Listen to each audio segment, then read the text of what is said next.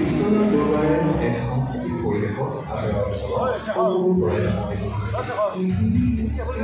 অনুমানিকৰ পৰা আৰু বিভিন্ন দৰবাৰৰ পাপন লীলাসকলে অসমৰ প্ৰতিটো প্ৰজন্মৰ সকলো শিল্পীৰ লগত জড়িত ভাৰতবৰ্ষৰ অন্যতম সত্যজনী অন্যতম পুৰস্কাৰ অলেখ চিৰসেউজ গীতৰ গীতিকাৰ সংগীত পৰিচালক শ্ৰদ্ধা ইপছনদাস বৰুৱাৰ অনুৰাগীৰ তৰফৰ পৰা অৱদানৰ অনেক শুভেচ্ছা জনালে।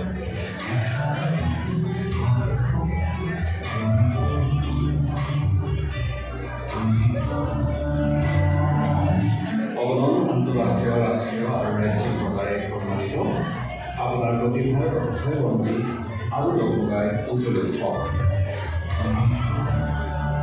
আমি কাটি কামনা কৰিছোঁ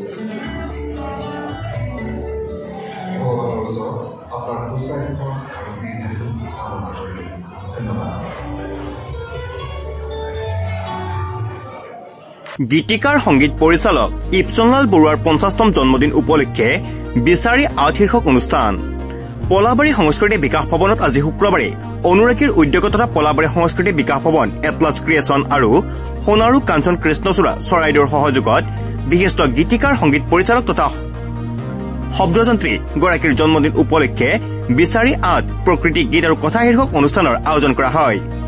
জন্মদিন উপলক্ষে গছপুলি ৰোপণেৰে অনুষ্ঠানৰ শুভাৰম্ভ কৰা হয়। ইয়াৰ পিছতে সংগীত শিল্পী ৰূপম ভূঞাই আঁত ধৰা অনুষ্ঠানটিৰ গীতিকাৰ সুৰকাৰ ইপছনলাল বৰুৱাৰ কালজয়ী গীত পৰিৱেশন কৰা হয় আৰু বৰুৱাদেৱৰ লগত বাৰ্তালাপ কৰা হয়। ইপছনলাল বৰুৱাৰ ৰচনা তথা সুৰাৰোপিত সৰহসংখ্যক গীত অসমৰ প্ৰতিষ্ঠিত শিল্পীসকলে পৰিৱেশন কৰে। এই অনুষ্ঠানতে অনুৰাগীসকলে বৰুৱাদেৱক জন্মদিনৰ শুভেচ্ছাও দিয়ে। এই অনুষ্ঠানতে উপস্থিত জনতাই গীতিকাৰ সুৰকাৰ ইপছনলাল বৰুৱাক বহুজনে বহু প্ৰশ্ন সুধি সংগীতৰ বতৰা লয়। সদৌ শেষত নিউজেনি 365ৰ তৰফৰ পৰাও তেওঁলৈ জনালো জন্মদিনৰ হিয়াভৰা শুভেচ্ছা। জন্মদিনটো কি মই জন্মদিনৰ মাহাত্য এতিয়ালৈকে নিজে বুজি পোৱা নাই। পৃথিৱীখন একেটা কক্ষপথত ঘূৰি আহে বুলি জানো, তেনেকৈ জন্মদিনৰ কিবা এটা মাহাত্য আছে, জন্মদিনটো ঘূৰি আহে বুলি ভাবোঁ। বহু কেইটামান অৰ্গেনাইজেশ্যন, পলাশবাৰী সাংস্কৃতিক কেন্দ্ৰ, তাৰপিছত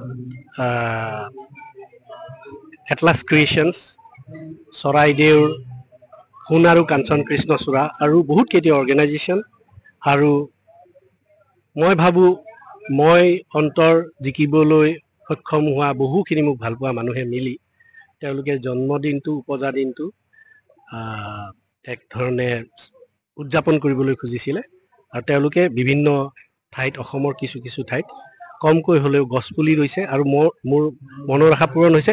জন্মদিনটো মোৰ নে কাৰ সেইটো ডাঙৰ কথা নহয়, কিন্তু জন্মদিনত গছপুলি অসমৰ বিভিন্ন জেগাত ৰোৱা হৈছে, সেই কথালৈ মই যথেষ্ট সুখী। আচলতে ইপছনদাৰ জন্মবাৰ্ষিকী পালনৰ লগতে আমি আজি এটা অনুষ্ঠানৰ জন্ম দিছোঁ। অনুষ্ঠানটোৰ নাম অনুৰাগী। অনুৰাগী আমাৰ অনুৰাগী হ'ল মানে এটা অনুষ্ঠান, যিটো অনুষ্ঠানত কোনো পদ নাথাকে, পদাধিকাৰী নাথাকে, সকলো সমান, সকলো অনুৰাগী। কোনোবা এখন চিনেমা চাইছে, চিনেমাখনক সমালোচনা কৰিব পাৰে, চিনেমাখন ভাল পাইছে তাৰ কথা ক'ব পাৰে। আমি আলোচনাৰ মাধ্যমেৰে যাতে সৃষ্টিশীল বস্তুবিলাকৰ ভাল ভাল কথাখিনি আলোচনা কৰোঁ, সেইকাৰণে এটা অনুষ্ঠান জন্মাইছোঁ। তাৰ লগত সংগতি ৰাখি আমাৰ কাৰণে পবিত্ৰ দিন ইপছনদাৰ জন্মদিন। আজি এই জন্মদিনটো এই অনুষ্ঠানটোৰ লগতে আজি কেনেকুৱা ধৰণৰ কাৰ্যসূচী আপোনাৰ হাতত ৰাখিছিলে? আজি ইয়াত কাৰ্যসূচী আছে, ইপছনদাৰ গান কিছুমান বাজিব, তাৰ লগত আমি ইপছনদাৰ লগত কথা পাতিম, ইপছনদাৰ লগত ইপছনদাৰ মনৰ কথা জানিম, ইপছনদাৰ গান কেনেকৈ সৃষ্টি কৰিলে, ইপছনদাৰ সংগীত যাত্ৰাৰ কথা আমি আলোচনা কৰিম, তেনেকুৱা কথা কিছুমান আলোচনা কৰিম। কাৰণ আমি আগতে আমি জগপ্ৰসাদ আগৰৱালাদেৱৰ কথা আমি জানো, কিন্তু জনাখিনি আমি তেওঁক লগ পাই পেলাই নহয়, কোনোবাই লিখি থৈ দিছে, কোনোবাই কৈছে তেনেকুৱাকৈ। তো তেনেকুৱাকৈ যদি আমি কথাবিলাক কাৰো লগত নাপাতোঁ, ৰৈ যাব এই মানুহবিলাক। সেইকাৰণে আমি কথা, আমাৰ গোটেই উদ্দেশ্যটো হ'লে আমি কথা পাতিম আৰু কথা জানিম। পলাবাৰীৰ পৰা জিতুমণি শৰ্মা ৰিপৰ্ট, নিউজেনি 365। Stay informed, stay ahead. News Any 365.